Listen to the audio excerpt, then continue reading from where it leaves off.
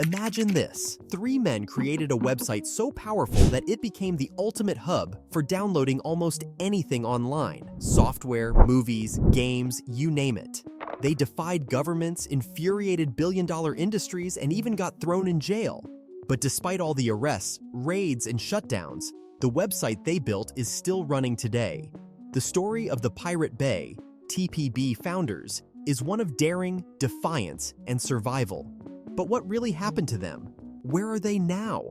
And how did they manage to keep TPB alive against all odds? Stick around to find out because their story is unlike anything you've heard before. Let's rewind to 2003, a time when the internet was still in its early years, and peer-to-peer file sharing was starting to take off. Napster had already shaken the music industry to its core, but it was just the beginning. Enter the Pirate Bay, a website founded in Sweden by three young men with a bold vision: to create a platform where people could share digital content freely, without the constraints of copyright laws. This wasn't just about sharing files, it was about challenging the very notion of intellectual property. The three founders, Gottfrid Svartholm, known online as Anakata, Peter Sunde, known as Brokep, and Fredrik Neij, known as Tiamo, were not your typical entrepreneurs. They were activists, technologists, and idealists who believed in the power of the internet to democratize access to information. The Pirate Bay was their way of putting these beliefs into action, but they weren't alone. TPB was backed by a Swedish organization called Pirate Byron, the Pirate Bureau, a think tank that supported the free sharing of knowledge and information. The site itself was deceptively simple. Users could search for, upload, and download torrent files, small files that contained information about larger files stored on other users' computers.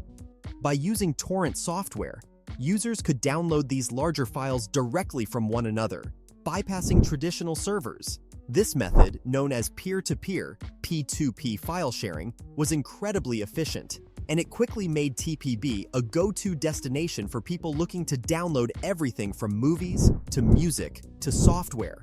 It didn't take long for the Pirate Bay to become a sensation.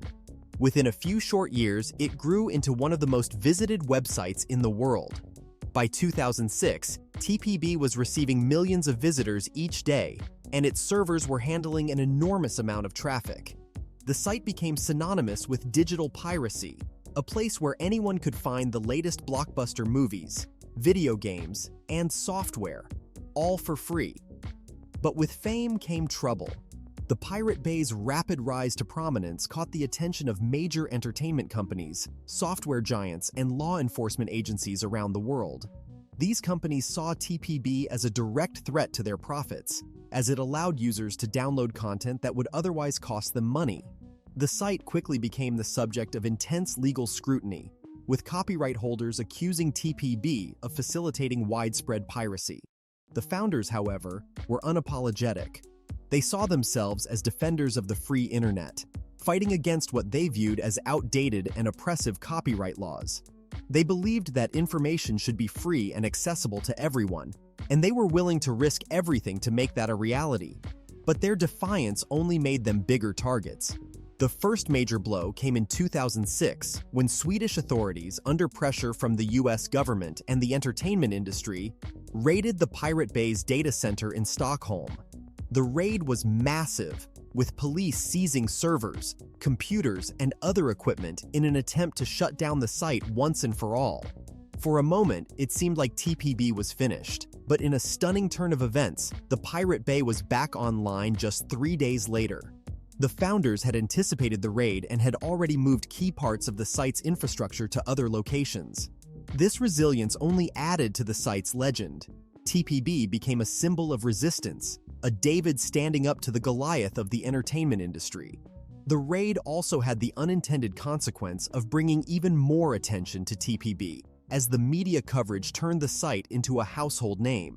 However, the 2006 raid was just the beginning of the legal battles that would define the next several years of the founders' lives.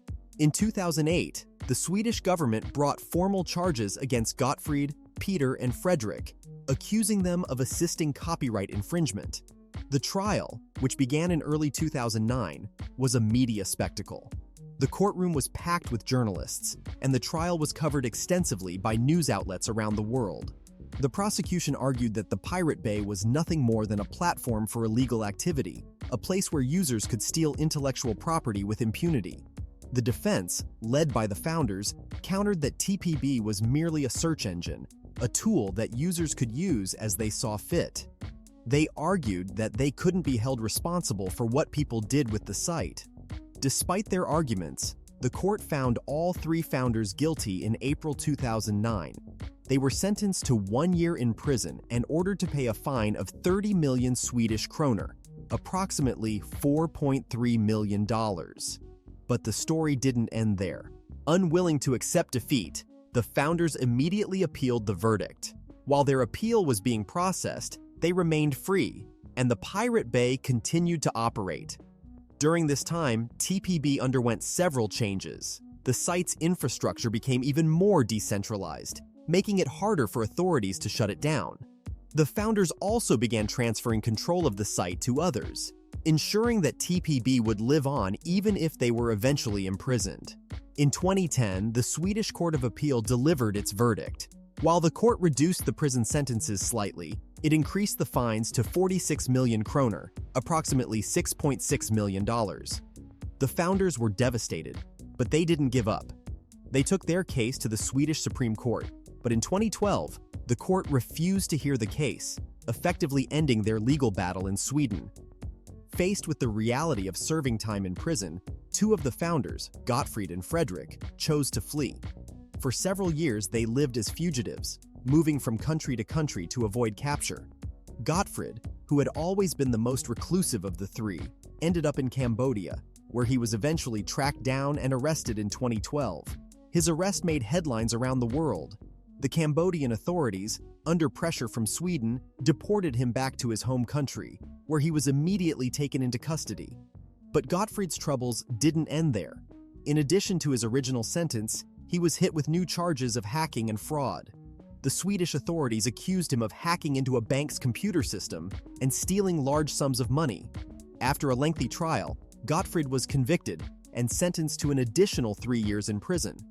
Fredrik, on the other hand, managed to evade capture for a little longer. He was living in Laos, but in 2014 he was arrested while trying to cross the border into Thailand.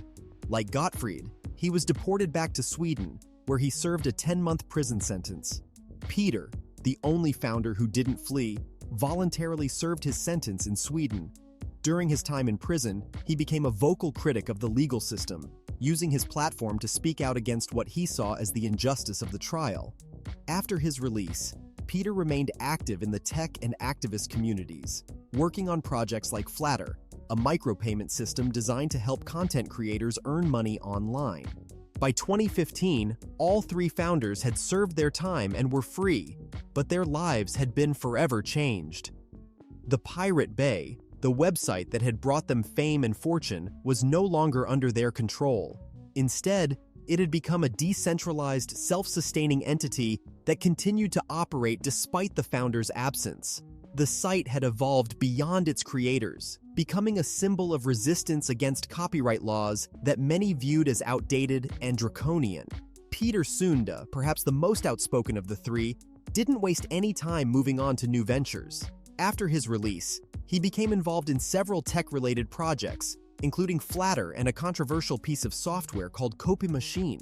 Copy Machine was designed to make millions of copies of a particular song, demonstrating the absurdity of current copyright laws by showing how easy it was to create and distribute digital content.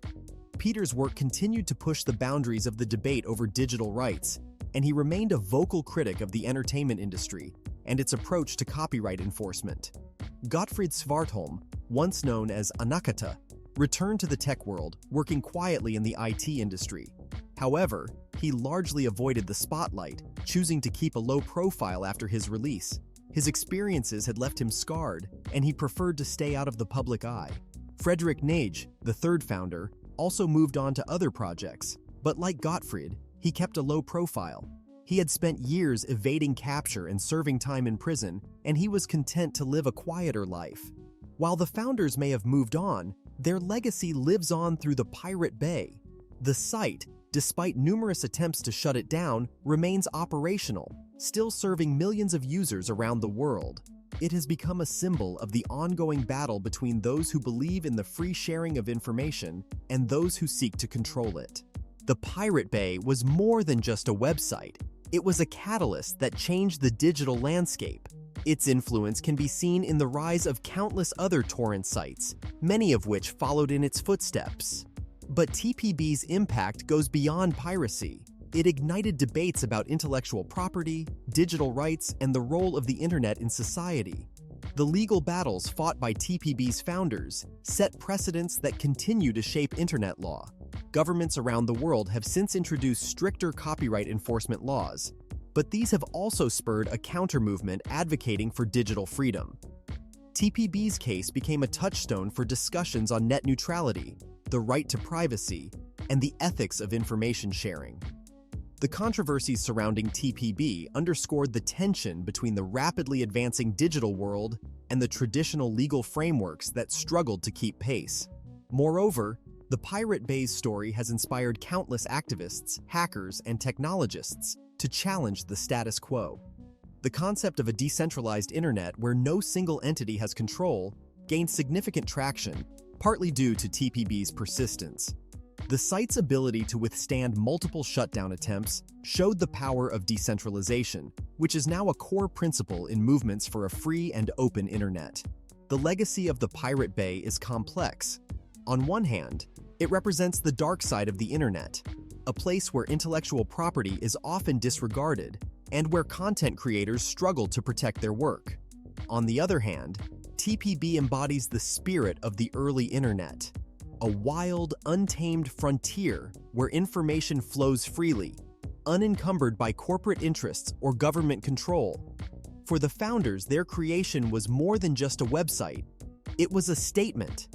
They believed in the free flow of information, the power of the internet to connect people, and the importance of challenging outdated norms. Even as they faced imprisonment and heavy fines, they remained steadfast in their beliefs. Today, their story serves as a reminder of the ongoing struggle for digital rights and the need to find a balance between innovation and regulation. The Pirate Bay and its founders have left an indelible mark on the internet and the world of digital content. The controversies, legal battles, and technological innovations that stemmed from TPB have shaped the way we think about copyright, freedom of information, and the future of the internet. The story of TPB is one of resilience, challenging the status quo, and the ongoing fight for digital freedom. Whether you agree with their methods or not, the founders of the Pirate Bay have undeniably changed the digital landscape, leaving a legacy that will be remembered for years to come. The story of the Pirate Bay and its founders is far from over. As the digital landscape continues to evolve, new challenges, debates, and technologies will emerge. But one thing remains certain: the impact of the Pirate Bay will continue to be felt for generations to come. So, what do you think? Is the Pirate Bay a symbol of digital freedom or a cautionary tale about the dangers of piracy? Let us know in the comments below, and don't forget to subscribe for more deep dives into the most fascinating stories from the world of technology.